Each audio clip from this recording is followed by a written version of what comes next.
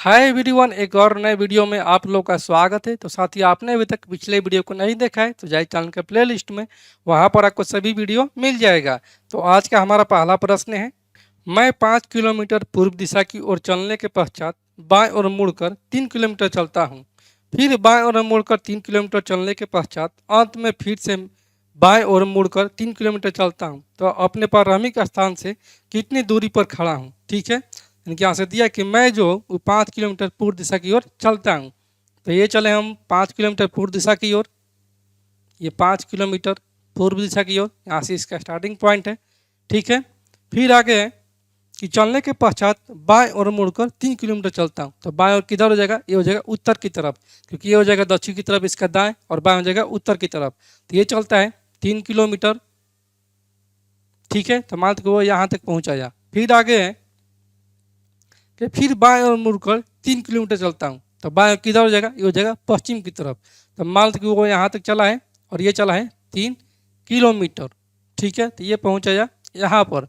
और फिर आगे है 3 किलोमीटर चलने के पश्चात अंत में फिर से बाएं ओर मुड़कर 3 किलोमीटर चलता हूँ। ठीक है, तो फिर बाएं ओर मुड़ता है। तो बाएं किधर हो जाएगा, ये हो जाएगा इसका दक्षिण की तरफ इसका बाएं ओर, यानी कि आ गया यहाँ पर, क्योंकि ये दूरी है 3 किलोमीटर। तो यहाँ पर भी हो जाएगा 3 किलोमीटर। तो वो यहाँ पर पहुँचेगा इस पॉइंट पर। तो पूछा यहाँ से कि अपने प्रारंभिक स्थान से कितनी दूरी पर खड़ा हूँ। तो प्रारंभ यहाँ से किया था और खड़ा है यहाँ पर, और यहाँ से दूरी है कितना, 3 किलोमीटर, जबकि ये टोटल दूरी है 5 किलोमीटर। कि यहाँ से दूरी हो जाएगा 2 किलोमीटर, 2 किलोमीटर दूरी के स्थित है यहाँ पर। ठीक है, खड़ा है, इसलिए ऑप्शन नंबर यहाँ से ए जो है वो हमारा राइट आंसर हो जाएगा। अगले प्रश्न को देखते हैं। अगला प्रश्न है, अंग्रेजी वर्णमाला को विपरीत क्रम में लिखें। इसके बाद प्रत्येक दूसरे अक्षर को घटा दें या हटा दें, और उसके बाद उस अक्षर को ज्ञात करें जो कि शेष वर्णमाला को दो समान भागों में विभक्त करती है। ठीक है, तो यहाँ से पहले लिख लेंगे उल्टे क्रम में। यहाँ से हो जाएगा 26, 25, 24, 23, 22, 21, 20, 19, 18, 17, 16, 15, 14, 13, 12, 11, 10, 9, 8, 7, 6, 5, 4, 3, 2 और 1 हो जाएगा। तो बोला कि हर दूसरी संख्या को यहाँ से घटा दिया जाता है या हटा दिया जाता है। यहाँ से 25 हट जाएगा, फिर यहाँ से 23 हट जाएगा, 21, 19, 17, 15, 13, 11, 9, 7, 5, 3 और 1 भी हट जाएगा। तो अब बोला कि जो शेष संख्या बच जाता है तो बीचे बीच वाली जो संख्या होती है वही हमको बतलाइए। ठीक है, यहाँ से संख्या बच जाएगा ये 26 और ये 24, 22, 20, 18, 16, 14, 12, 10, 8, 6, 4 और 2 हो जाएगा। तो बीच बीच वाला संख्या कौन सा हो जाएगा, यहाँ से ये 1, 2, 3, 4, 5, 6, 7, 8, 9, 10, 11, 12, 13, 6 कट जाएगा। तो यहाँ से हो जाएगा 1, 2, 3, 4, 5, 6, यहाँ से ये हट जाएगा और यहाँ पर ये हट जाएगा 6 गो। ठीक है, तो बीच वाली संख्या हमारा प्राप्त हो जाएगा ये 14।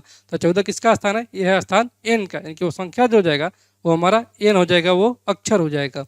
इसलिए ऑप्शन नंबर यहाँ से ए जो है वो हमारा राइट आंसर हो जाएगा। अगले प्रश्न को देखते हैं।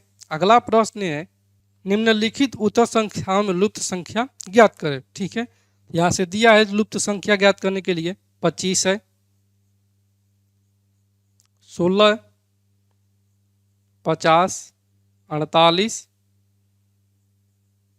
100, 144 और 200 है। और यहाँ से ये वाला संख्या पूछा है। तो यहाँ से और देखते हैं।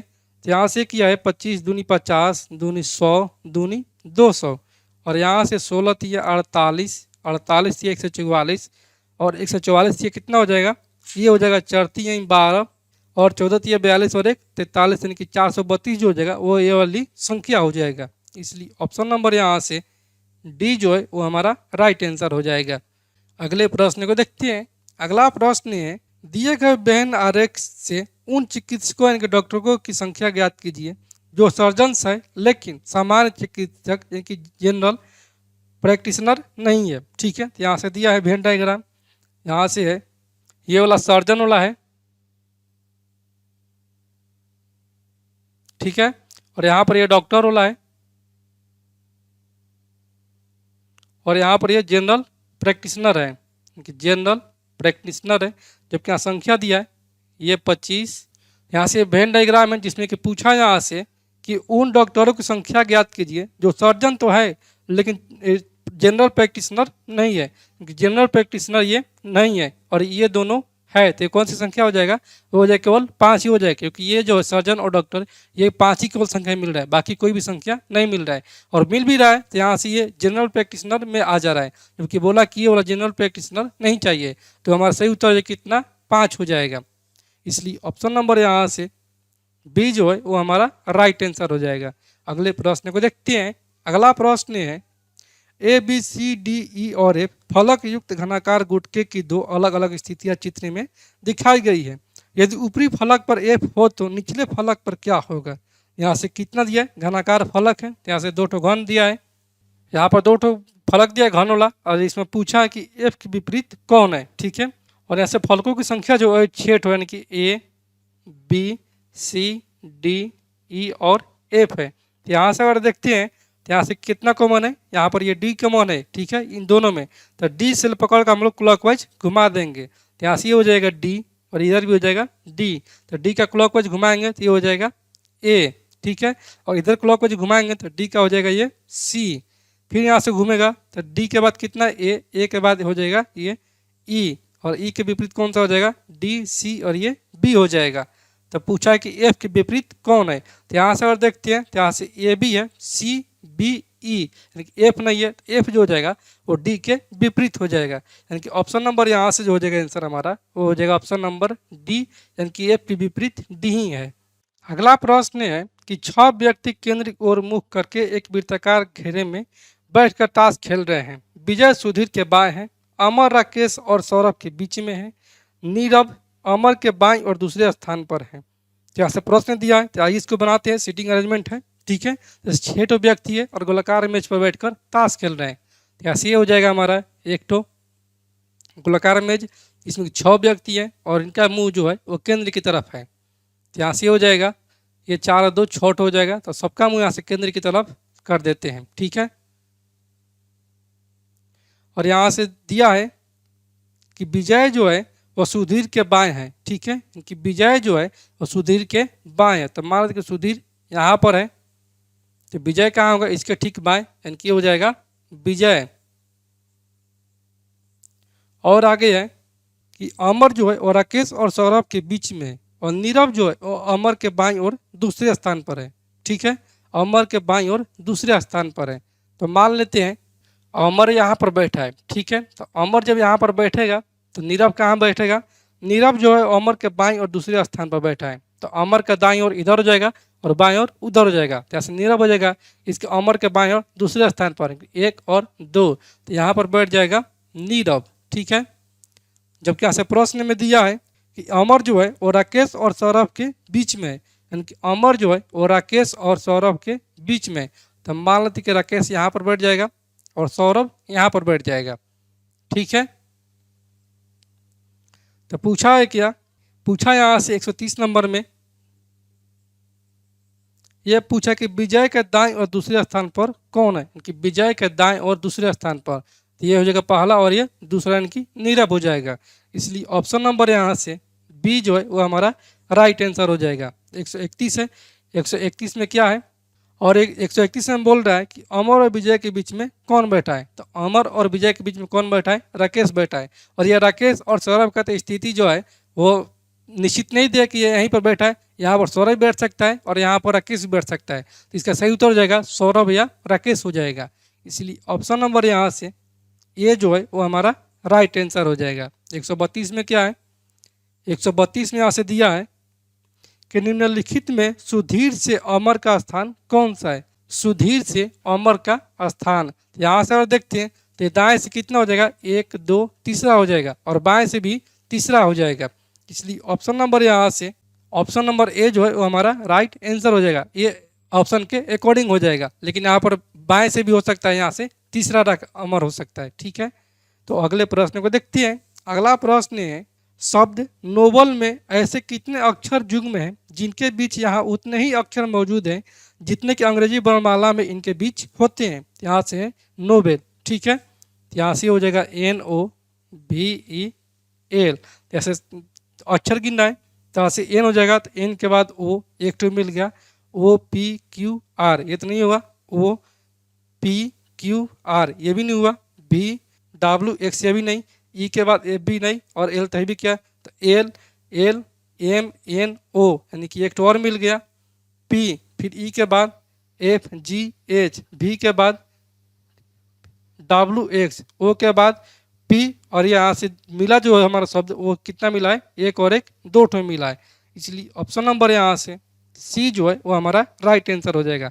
ऐसे शब्दों को हम लोग लेफ्ट से और राइट से दोनों तरफ गिनकर जो भी संख्या प्राप्त होगा वही हमारा सही उत्तर हो जाएगा। अगले प्रश्न को देखते हैं। अगला प्रश्न है, यदि एक दर्पण में देखने से पता चलता है कि घड़ी में 1:30 हुए हैं तो बताए कि सही समय क्या था। ठीक है, तो साथ ही हम लोग जानते हैं कि जब भी दर्पण इमेज दिया रहेगा तो इसको हम सही समय प्राप्त करने के लिए दर्पण इमेज यानी कि 11:60 में से घटा देंगे तो हमारा सही समय प्राप्त हो जाएगा। यहाँ से कितना दिया है, ये दिया है कि 1:30 हुए हैं, यहाँ से सही समय हो जाएगा 11:60 यानी कि 12 बजे, और ये 1:30 यहाँ से घटा देंगे तो यहाँ से हमारा सही समय प्राप्त हो जाएगा। 11 में से 1 जाएगा 10 और 60 में से 30 जाएगा 30, यानी कि 10:30 इसका समय हो रहा है। इसलिए ऑप्शन नंबर है यहाँ से डी जो है वो हमारा राइट आंसर हो जाएगा। अगले प्रश्न को देखते हैं। अगला प्रश्न है, पिता की आयु अपने पुत्र की आयु की 10 गुनी है। 6 वर्षों के बाद पिता की आयु पुत्र की आयु की 4 गुनी हो जाती है, तो बताए कि पिता की वर्तमान आयु कितनी है। तो मान लेते कि यहाँ से इसका वर्तमान पॉइंट है, ये वर्तमान पॉइंट हो जाएगा। ठीक है, तो वर्तमान में पिता और पुत्र का उम्र कितना दिया है, यहाँ से दिया कि पिता की आयु अपने पुत्र की आयु से 10 गुनी है, यानी कि पुत्र जब 1 है तो पिता यहाँ से 10 है। फिर आगे कि 6 वर्षों के बाद, तो वर्तमान से 6 वर्षों के बाद यहाँ से निकाल देंगे, तो वर्तमान से 6 वर्षों के बाद यहाँ पर कितना हो जा रहा है, पिता और पुत्र के आयु का अनुपात यह हो जा रहा है कि अपने पिता की आयु पुत्र की आयु की 4 गुनी हो जाती है, यानी कि पुत्र जब 1 रहता है तो पिता 4 हो जाता है। तो यहाँ से अगर देखते हैं, यहाँ से अंतर है 10 और 1 का अंतर 9 है, जबकि यहाँ से अंतर है 4 और 1 का अंतर 3, यहाँ से 3 के 9, और इस 3 का गुना कर देंगे इसमें, तो यहाँ से हमारा जाएगा 10:1, और ये हो जाएगा, ये 4 3 12 और अनुपात का ये 3। अब यहाँ से देखते हैं, तो यहाँ से पिता कितना दे रहा है, 10 ले 12 हो जा रहा है, और पुत्र जो 1 से 3 हो जा रहा है, यानी कि अनुपात में इनके आयु का अंतर कितना रहा है, यह आ रहा है 2 का अंतर, जो प्रश्न में कितना है, यह है 6 वर्षों का अंतर। यहाँ से 1 बराबर हो जाएगा 3 वर्ष का अंतर। तो पिता की वर्तमान आयु पूछा है, तो वर्तमान आयु का अनुपात कितना है, 10 है, तो पिता की वर्तमान आयु जो हो जाएगा वो हो जाएगा 10 3 30 वर्ष जो है वो पिता की वर्तमान आयु है। इसलिए ऑप्शन नंबर यहाँ से सी जो है वो हमारा राइट आंसर हो जाएगा। तो साथियों, मैं उम्मीद करता हूं कि आज का वीडियो क्लास आप लोग को पूरी तरह से समझ में आ गया होगा, और आपने अभी तक इस चैनल को सब्सक्राइब नहीं किया है तो आप लोग इस चैनल को सब्सक्राइब करें, लाइक करें और कमेंट करें, और आपके आसपास जितने भी पढ़ने वाले छात्र हैं या आपके दोस्त हैं तो उनको इस चैनल के बारे में बतलाइए और इस वीडियो को ज़्यादा से ज़्यादा शेयर कीजिए।